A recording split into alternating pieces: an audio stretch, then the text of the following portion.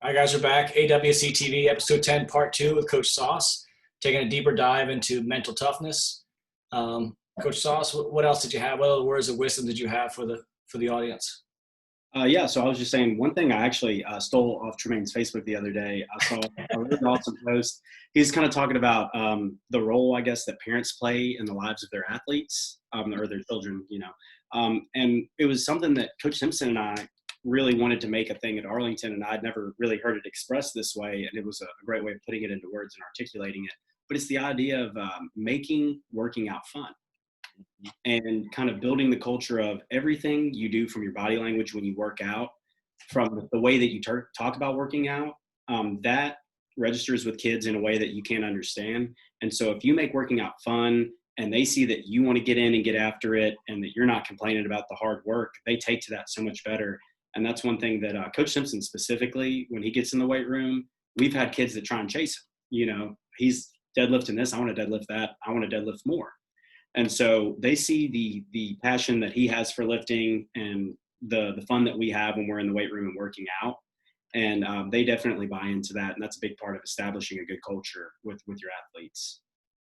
And then I guess the other thing I had was just for athletes that may not be, when they start out, they may not be the cream of the crop. They may not be the most athletic, the biggest, the strongest, whatever. Coaches notice hard work, man. At the end of the day, you may not get in the starting lineup, but I can tell you that your effort doesn't go unnoticed. Because I was that guy for a lot of years that, you win the Mr. Hustle Award or the Big Heart Award, and you go home and you're like, yeah, but I'm not the best, and I'm not this, and I'm not that. And you can get down on yourself. But if you work hard, coaches notice that, and they always appreciate that guy. And it may not translate automatically into the success that you want, but, whether it's later in your athletic career or later in life, if you keep up that work ethic, your coaches, your employers, your people in a position of authority above you, they're going to notice that. So that would be, I guess, just my next big thing is just keep working hard when no one's watching, and people will take notice. That's great. Good stuff there. Yeah, you're speaking my language here when it comes to, Yeah, no, I see every time you post something on Facebook. You got my pen and pad out. Yeah. And you hit the nail on the head when you're talking about making it fun. A lot of times we look at exercising as a form of punishment, Yes. But you'll be surprised kids will work out as much as you would like them to if you kind of make it fun, get some friends involved, have a little bit of free play involved in there. So you're definitely spot on with that. And this sport, man, it's a grind. Yeah. And it's really easy to get burnt out, especially in those winter break months where there's no school and you're not competing as much because you're gearing up for the postseason. So it's all work, no play, so to speak. You don't get to go on the mat and work. So yeah, that's a reason it's a very important thing to make it fun, is that as a wrestler, it's a really tough sport. You got to find any way you can to be positive about it. Yes. Speaking of that, so what is your thoughts on multi-sport athletes? So, you hear what a wrestling coach doesn't want them to play football. Football coach doesn't want them to wrestle. Yeah. How do you feel about it? So me personally, I wasn't the guy in high school that everybody was fighting over. I didn't have coaches. We need this kid out here now. But growing up in middle school, I was a 3-sport athlete. I actually started the first sport I ever played that wasn't, church league or anything. The first competitive sport I played was football. And again, in middle school, I literally found an old shirt at my parents' house a few years ago when they were packing up and moving that my mom had kept. And it was from when I was in the 6th grade, my first year as a wrestler, 72-pound weight class. So as a middle schooler, 72 pounds, you're not very big. So I played football growing up. Didn't have a lot of success. I was a small guy. My coaches said, we want you to come out and wrestle. It'll get you bigger. It'll get you stronger. You'll keep working out, and you'll be with people your own size. And so that's what got me into wrestling. And then I'd always loved running, so I ran track and in the spring. So I was a 3-year sport athlete all the way through middle school. And in high school, I focused more on wrestling. But that had more to do with my 8th grade year of track. I started hitting a growth spurt. But before I did that, I put a lot of weight on. So I was like a short, chubby kid that was starting to get taller. My knees hurt all the time. And so they put me in all the distance races, which I absolutely hated. It ended up being a good thing later on in high school. But yeah, so in high school, I did just focus on wrestling. But as a coach, from the coach perspective, which I can give way more insight on, I always encourage my guys to be multi-sport athletes. And I pretty much choose to honor whatever you want to do. My big thing is, what are you doing in the off season? Is it work? Is it, you're playing another sport? Are you working out? Are you wrestling? As long as you're not sitting around twiddling your thumbs in the off season and you're working, that's all I ask. So our general rule as a team is we tell them, if you're going to play spring sports, that's fine. But otherwise, you're going to be in the mat room. You're going to be working out, because if you want to have the level of success that we strive for, you work out every day. There's no stopping. So there are plenty of medical studies you could cite that talk about, injuries and how playing multiple sports, develops different muscle groups. That's not really my area of expertise. I'll leave that to professionals. But me as a coach, I always tell our kids straight up, I don't sugarcoat it. If you're a wrestler that wants to get better, then it makes sense to wrestle in the off season if that's your one goal. But if you enjoy playing other sports, I would never tell a kid, don't go play another sport because you need to focus on this. That's me being selfish, and that's ultimately going to hurt them. I want kids to do whatever makes them happy, as long as it's going to translate into success later on. So speaking of wrestling in the off season, big fan of freestyle and Greco. Yeah, man. As an athlete, no. As a wrestler, no. Yeah. It was, again, I told y'all in middle school, I was just not a very mentally mature young man. And so I can be honest about that now. But for me in high school, it was, again, not wanting to do the things that were new and that were tough. And so I would make excuses to my high school coach, and it drove him crazy. I'd say things like, well, the rules are different. It's going to mess up my folk style, which is one of the common arguments that people make.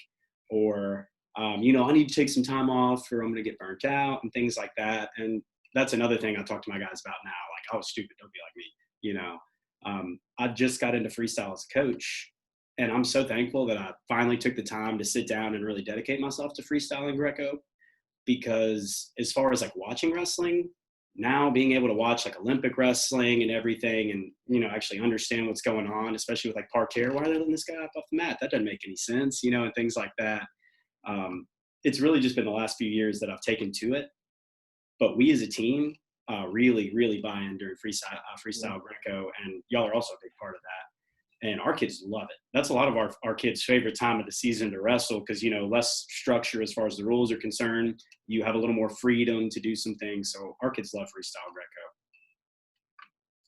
Yeah, it tends to, even for TJ and Resi, it tends to be less of a grind, The folk style can be a grind. Freestyle is high speed. They can use their athleticism. So, they're always like, hey, I'd rather do freestyle instead of off the bottom. The year we played around with it. We played around with it, Tremaine and I, they'd come in, the guys were running track and showing up at practice once or twice a week and just kind of throwing dummies around.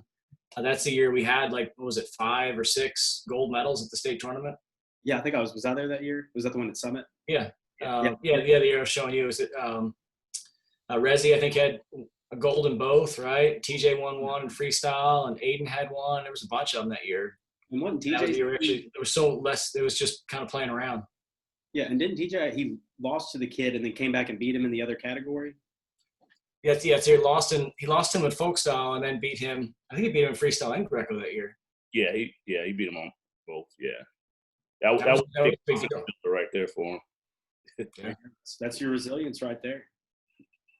I'm going to come back and beat the guy that beat me earlier. Yeah, our guys love freestyle, and especially the Sand Greco tournament.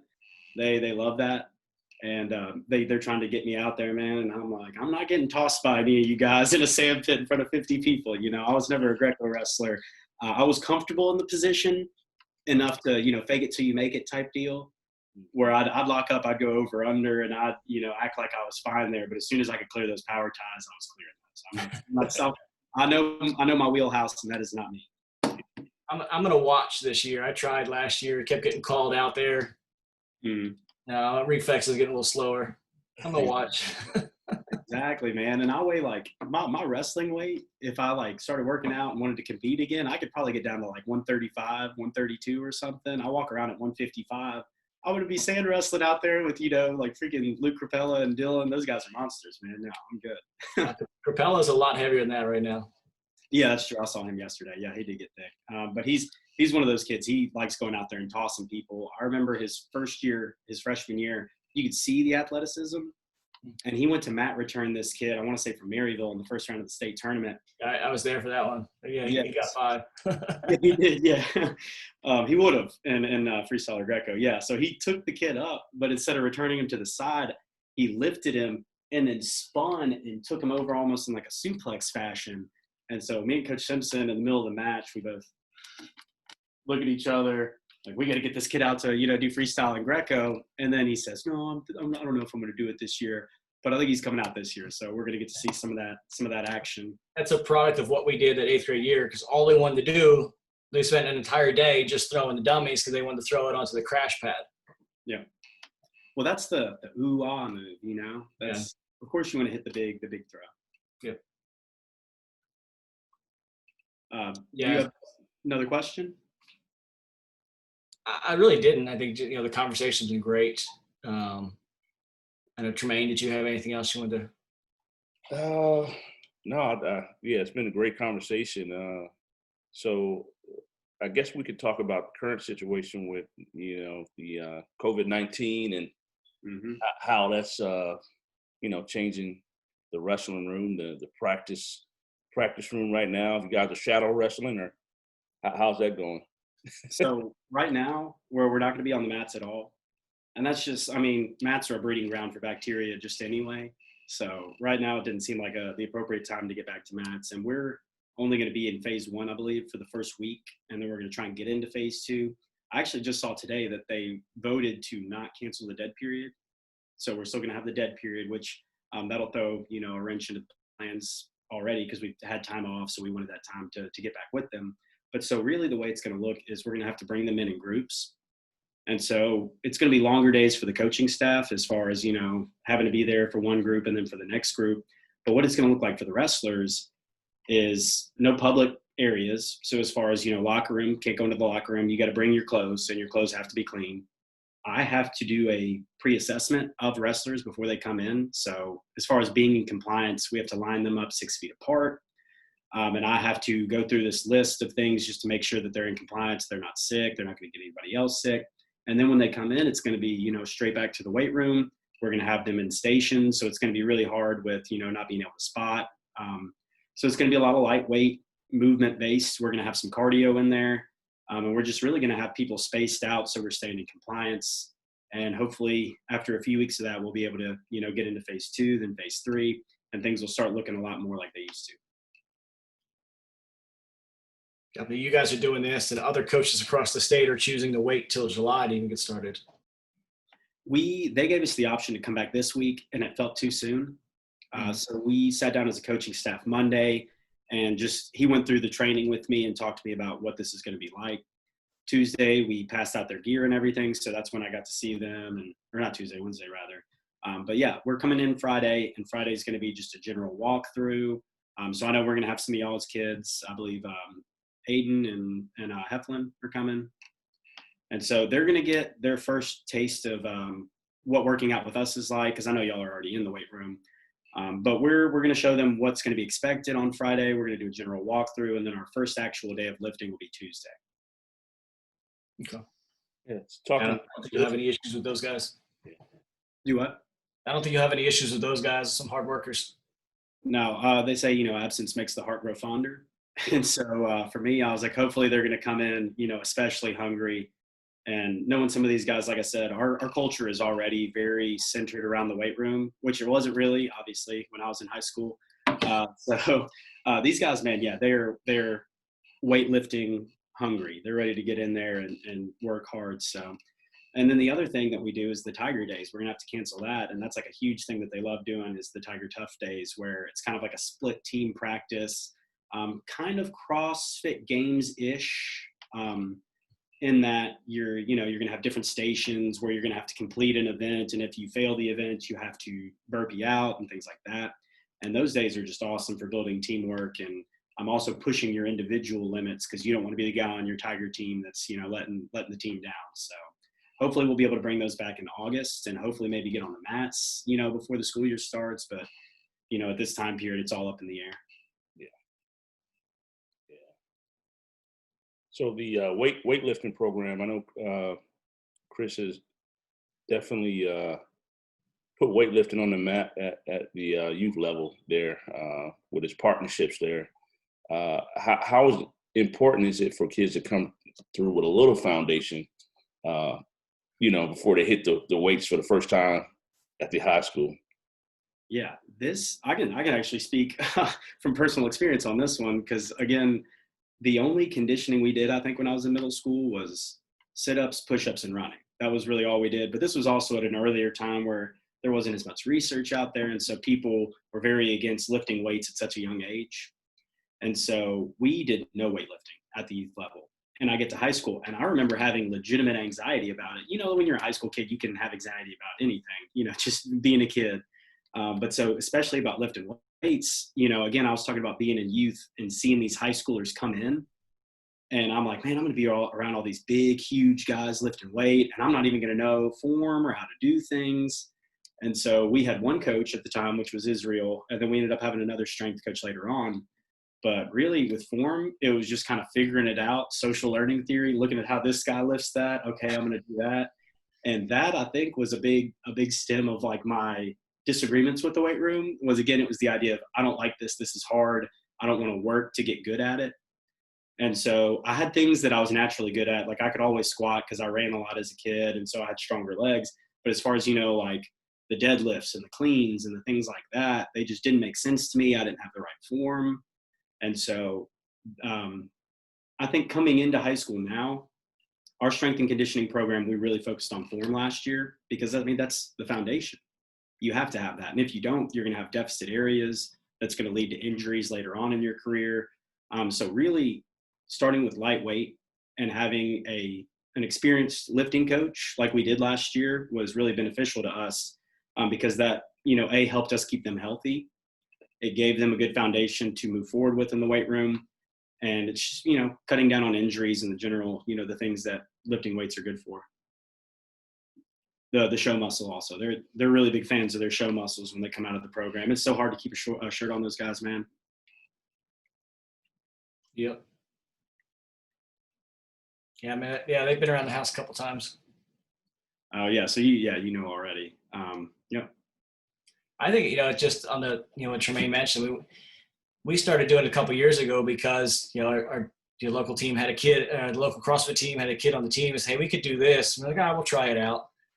But I saw the results in Aiden because he was hitting these massive growth spurts where he'd have really good years and he'd had a growth spurt and he would struggle to catch up. And once he got in there and got, some body control, it was a big deal for him. So at that point I was all in. And that's when we kind of jumped all in. So, okay, we're going to do these things and offer it and get kids the right training. As a kid, it's hard, especially because you're growing into your body. And a lot of these kids are they're super uncoordinated, and it's not their fault. It's just that, you grew 3 inches in the last year and you have no idea how your new body moves. You're developing muscles that you didn't even know you had. I remember there was a kid on the team my freshman year that was a lot like me that didn't lift a lot of weights. And we had to do calf raises. And so we're all in the stairwell and Cordero's telling us we're going to do calf raises. And he said, what's your calf? So he didn't even know what muscle the calf was. He doesn't know how to do the lifting. So we're all trying to have to explain to him what a calf raise is and where the calf is on your leg. So yeah, it's tough, man. But that's where it really starts, is with just like the basic lifting and the foundation stuff. Also, another thing that gets overlooked in the weight room that I'm going to throw my quick 2 cents in on about is a lot of people, especially these kids, man, they think they're indestructible. And we've had injuries in the past where we have a very specific warm-up routine that is dynamic in that it's a lot of movement. And then you're also doing a lot of stretching. And we've got foam rollers in there. So we're giving our kids everything that they need through our awesome training staff as far as how are you recovering and how are you preparing. And if you go into a workout, especially at the high school level, and you're not doing your prep as far as your stretching and your warming up, that's going to lead to injuries. And it may not be the first time, may not be the second, but I've seen it happen. And the easiest way to cut down on those little stabilizer injuries, tweaking this, spraining that, is to just make sure you do your warm up. Yeah.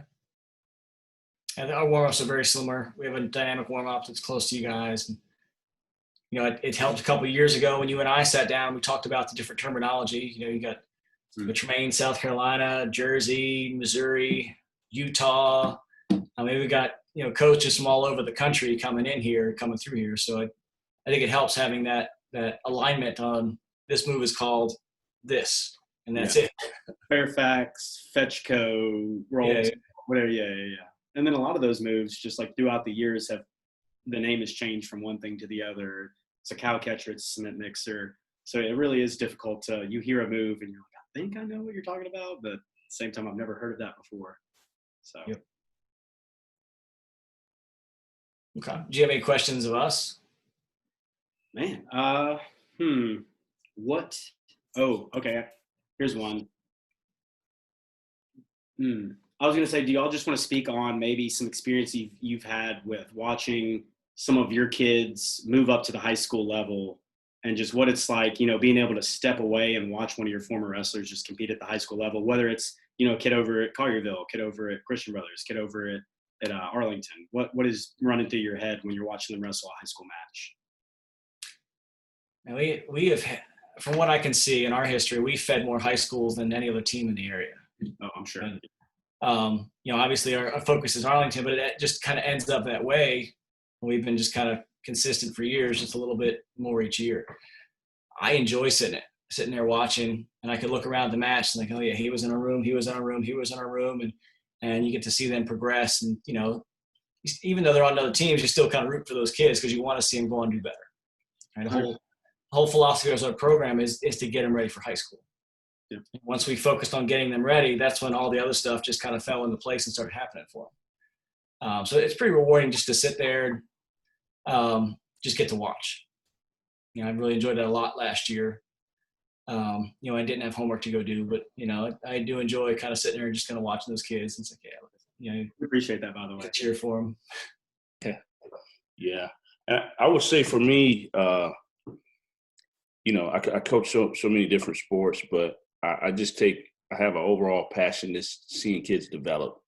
If it's my daughter's friend, my neighbor over here, I just take pride in helping those kids out, and then to see them perform, during a tournament, and then going to the high school and have success. It's just rewarding. It's something that I'm actually kind of passionate about. So, you might see me, I might have my 4 kids, but, I just left for training where we got 25 kids there doing speed and agility. And, everybody just wants to be a part of hard work, and just to see those kids develop is, I could do it every day. If I could get, I don't have to get paid for it. If I don't have to work, I can just do it for fun, just watching them grow. So my wife kind of tells me I'm over the top, and I'm just like, hey, that's what I like to do. I'm not Venus and Serena's father, Yeah. Jackson. I guess that's a good segue into my next question. Is y'all are both, both parents and coaches. So what is the, the dynamic as far as, the parent to coach ratio, as far as like, what is your role? How do you deal with, coaching your kid as father, being dad and also being coach? Let Tremaine go first. Whew, man, it's a tough dynamic for me. I'm so passionate anyway. So a lot of times I'll have to break off and say, hey, Matt, Chris, you got TJ right now. I have to back away because I know I could be, kind of aggressive sometimes. But, we have conversations when we leave a match, or a tournament or a game, and we just talk about some of the things that, we could do better. And one of the things that I'm working on myself is like, okay, eventually I just want to be dad the fan. I just want to be a fan and not put so much, don't want to feel like I'm putting pressure on them to perform. So if you're ever not having fun, let me know, because this really is about fun. It's not about trying to make it to the next level right now. We're just trying to develop and have fun. And my kids like being a part of stuff, the camaraderie. So that's kind of how I approach it. I'm still working on the mat, not to scream as much. I'm the same way, man. Yeah. And I want them to get used to other people's voices, So you go to the high school, you have to develop a relationship with a different coach, not always rely on dad telling you to shoot the double, run the half, You got to be able to think outside of dad pushing you all the information. So it's a work in progress, and I think I'll have it right in about a year or two. I'll say my biggest learning has actually been doing these calls. When you talk to the wrestlers and you ask, hey, can you hear us? And every single one of them has said no. So why am I yelling so much? Yeah. And I think it was Perler that posted this a long time ago. It kind of still sticks with me. It's the kids aren't in remote control. So you can't just kind of sit out there and yell at moves. Now that I know they can't hear you, it's only when they get to a specific position, hey, move this to the right or grab that far ankle or do some of those things. And that's, I have molded myself to try and do that this year a lot. And even when Aiden transitioned to high school, that was, it was hard for me too. 'Cause here I am wanting to be in his corner, wanting to give him the pep talk, and he wants to have his own experience. And, this year I was probably better at that than certainly than I was his freshman year. But it's his experience, and he knows I'm there if he wants help, but he wants it to be his. So, I'm just being dad. And then something else I read a couple of years ago that stuck with me too is make sure you don't bring it home to the dinner table. Yeah. So if you had a bad practice, a bad tournament, you do what you have to do, and you coach at the tournament. When you leave, when you get in the car, that's when you got to put the dad hat on. Yeah. And each kid is different too. With all three of them, each one of them had a different coaching style or have had to develop a different coaching style over the years. So it's a learning process every year. Yeah. I will say too, it's not just me, it's the whole household is super competitive. So, if the boys, get a little emotional out there, Mary might say, hey, you guys being too soft out there, And so they get it from everybody. And Mom, she'll lay a lecture on them. So it's not just dad, everybody is so competitive in this house. And I'm like, hey, it's okay to not win. My kids hate losing. They hate losing, and they really, it lays on their mind, and they think about it. And it's just this household it's a crazy household. I probably created it. I think your workout crew keeps growing. You got more and more kids that are just showing out. Oh man, we're probably at 25 right now. Really? 25 kids. And, like I said, we have fun with it. If it was just dad working them out, it's a job. But when I got friends I go to school with, it's an opportunity for us just to get together and laugh and suffer together. Yeah, choosing that suffering. Yeah. So definitely fun times here. I don't know what I'm going to do when they leave the house though. Right. You'll find something, man. You'll pick up a hobby or something. Who knows? Yeah.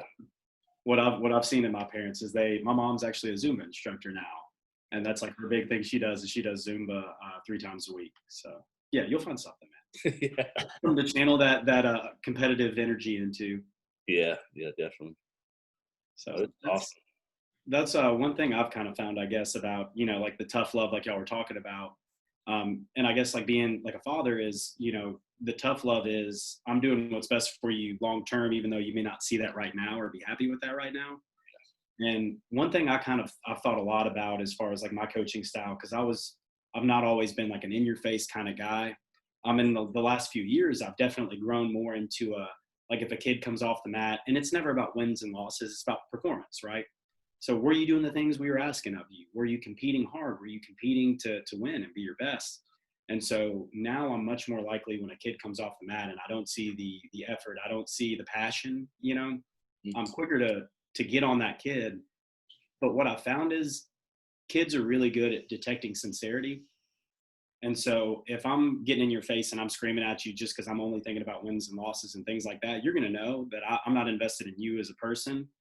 And so for me, one thing that helped me come to terms with being the bad guy and getting on a kid and giving them the tough love when they need it was kind of like at the end of the day, I'm really passionate about each one of these kids. And so I feel like if they know that the love is there and that you're doing this for a reason, then ultimately they'll be able to, it may not be then, but they'll come to terms with it later on, and they'll appreciate the sacrifice that you made and what you did for them. And I'm saying that as an athlete now. My coach did a lot of things in high school that didn't make a lot of sense to me. But looking back on it now, I swear, like in my 20s, I would just randomly be thinking about coaching. And I go, oh my God, he did that for this reason. He was trying to get this reaction out of me. So one of the biggest takeaways I have when you're having to be the guy that gives the tough love is like, this comes from a place of love. I'm not doing this because I want to see you win. I care about you. You told me you have these goals, and that's why I'm going to be hard on you, because I'm letting you down if I'm not. Yeah, I agree. Just thinking about the whole dad relationship, one thing I love about wrestling is it teaches so many life lessons right there, right? It actually makes my job easy. So what I do is I relate the situation of, controlling your emotions to another situation over here. And it just happens sporadically.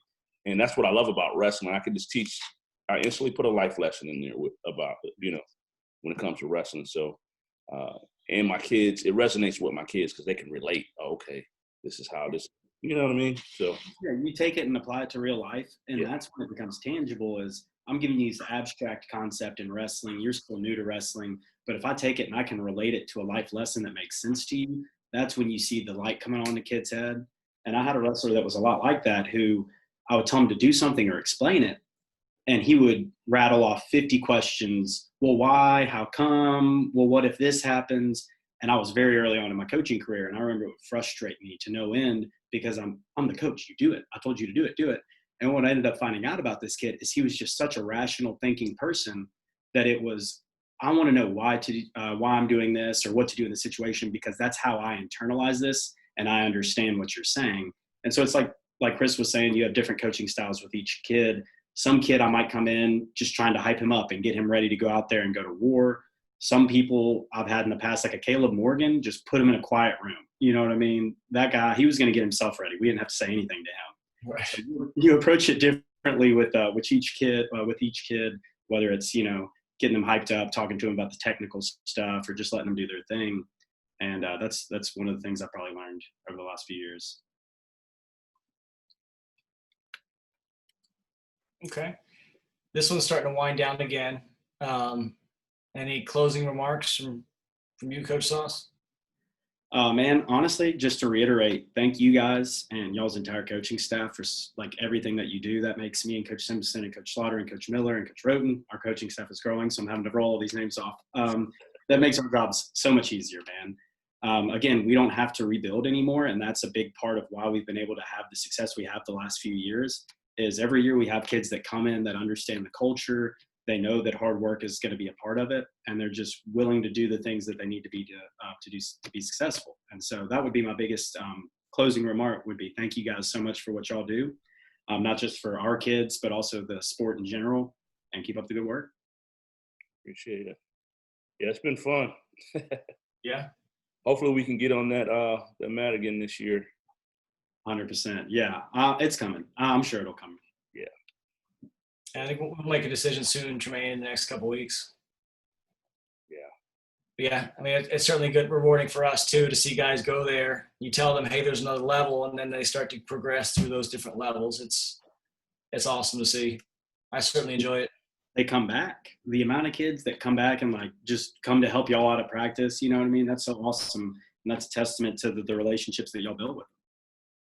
Yep. Yeah, and the kids love when the high school kids come back. Oh, for sure. So it's keep pushing them back. I'm not sure. I'm sure they want to come back, but keep encouraging them to come back. Serving the kids, and the kids appreciate it.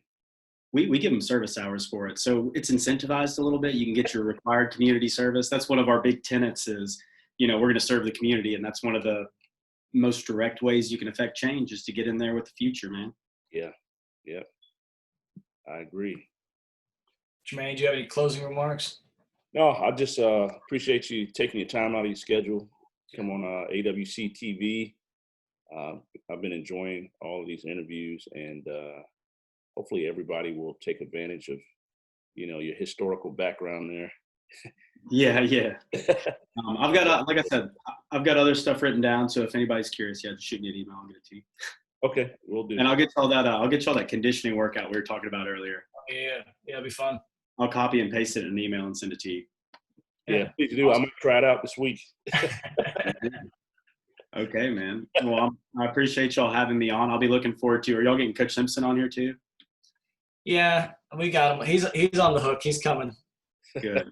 I hope I didn't just ruin a big reveal, but yeah, I'm looking forward to that episode. All right. Yeah, me too. Coach Soss, Coach Jermaine, thank you guys. We'll catch up soon. All right. Later, guys. Later.